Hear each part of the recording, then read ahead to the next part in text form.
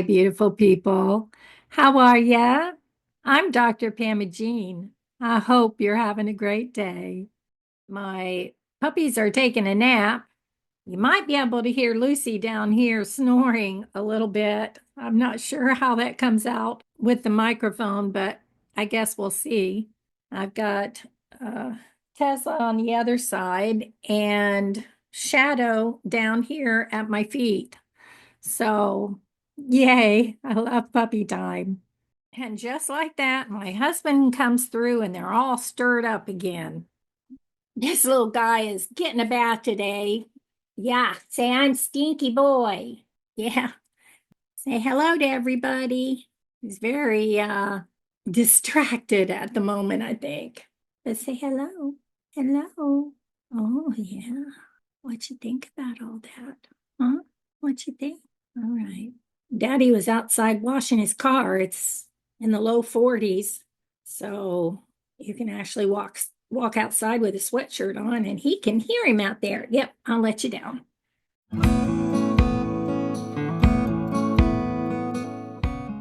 In the world of people with fibromyalgia comes a multitude of symptoms. A syndrome simply means multiple symptoms that create a disease. Fibromyalgia involves so many different symptoms that vary amongst us that makes it hard to quantify. But all of us have intense, widespread chronic pain, muscle pain, musculoskeletal pain. We also struggle with fatigue and stiff muscles. It seems that the longer we have it, the more we deal with weak muscles, an inability to exercise consistently, the need to get regular sleep, and often there's a worsening of our symptoms. Stress will definitely trigger a major flare. Can you relate? But don't think this is the end of our struggle because there are so many other things we deal with, and many of us have overlapping conditions or diseases as well. But one thing we don't hear much about is the issues we have with our hearing or with sounds. Today, we're going to discuss tinnitus in fibromyalgia. Here we go.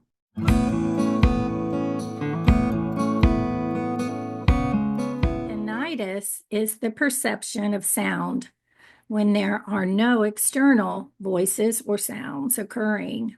That is, we're aware of sounds in our ear or head without an outside source. So a sound or sounds can only be heard by the patient, and for most, that sound is a ringing sound. Tinnitus and other ear-related symptoms are frequently found in fibromyalgia patients. Tinnitus, like fibromyalgia, is thought to be a condition of the central nervous system, although other causes are continually being explored. It isn't just tinnitus that people with fibro deal with. We also have other ear-related symptoms like feeling like our ears are full or maybe having earaches. I get tinnitus in bursts, and the ringing only lasts for a few seconds for me, whereas my youngest son, who doesn't have fibromyalgia, has a constant ringing in his ears. Horrible. I, on the other hand, have a constant feeling that my ears are full, like there's fluid built up in them. I was told by my allergist that it was due to GERD, specifically silent GERD, where the fluids from my stomach backwash up into my ear canals. Eesh. But some researchers suggest it may be associated with abnormal findings in the middle and inner ear function or from central sensitization. Either way, it's unpleasant. Our central nervous system acts as our body's alarm system. In fibro, this alarm system is not working correctly and sends signals constantly. That makes sense to me, and why ringing in the ears may be a common symptom in fibromyalgia. You may also experience dizziness, which could be related to the inner ear, or you may have hearing loss. I don't know if I have actual hearing loss, but if you ask my family, they'd say I need to get my hearing checked. I think it's because of the fullness I feel in my ears, and I continually deal with allergies.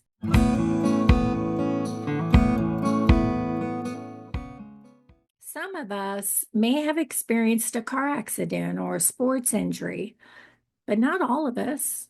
My youngest son didn't, and he doesn't have fibro, but he certainly has the ear ringing.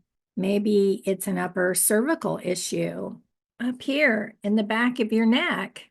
I know that I have some neck issues, but not all of us may have neck pain. Do you have neck pain? It's the first thing I noticed prior to my diagnosis. I was getting terrible stiff necks. I mean, they would last for weeks, and then it just traveled throughout my body. Plus, I noticed that when it's time to adjust my medication, the pain becomes more intense in my neck. That's where I'm at now. Maybe our neck issues are due to our pillow. I know that I've changed my pillow many, many times. Right now, I'm using a My Pillow, and I love it. So I hope it stays that way. My youngest son uses one too, and he says it helps him. I know that I need to sleep with a fan for the white noise. My youngest son has to sleep with his on high to block out that ringing noise. Or maybe perhaps a chiropractor can help. If you choose to go that way, let us know if that helps. But I'm going to talk more about treatment options at the end of this video.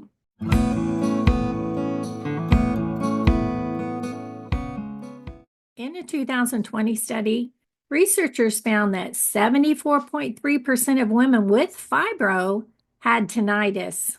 Wow, I mean, that's huge. Since tinnitus is also considered a central nervous system problem, pregabalin and duloxetine, a selective serotonin and norepinephrine reuptake inhibitors, or SNRIs, antidepressants, were found to be significantly effective on tinnitus. Both treatments were equally effective. In a 2021 study, researchers determined that 59.3% of fibromyalgia patients suffered from tinnitus, compared with only 7.7% of the control group. This is a significantly high prevalence of tinnitus in fibromyalgia patients. In another 2021 study, patients were grouped mild and moderate to severe. The researchers concluded that tinnitus severity is related to fibromyalgia severity and lower quality of life. That means fibromyalgia patients with severe tinnitus have more functional impairments and lower quality of life than patients with mild tinnitus. That's pretty interesting. Perhaps oxidative stress is the cause. I did a video on that here.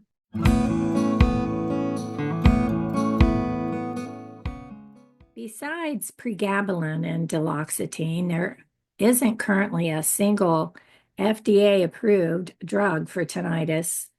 In many cases, doctors treat other symptoms to help the patient, such as depression, anxiety, or insomnia. But apparently, tinnitus can cause actual hearing loss, so treatments can include hearing aids, special hearing aids. Additionally, wideband sound therapy like white noise or another sound stimulation can also help.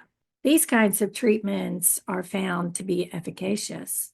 Cognitive behavioral therapy can also help patients deal with the stress of tinnitus. So I hope all of this made sense to you. I send you gentle hugs and support. Love you.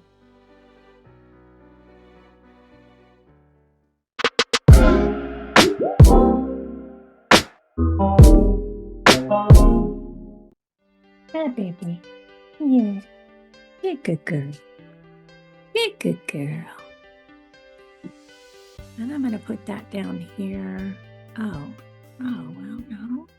Just...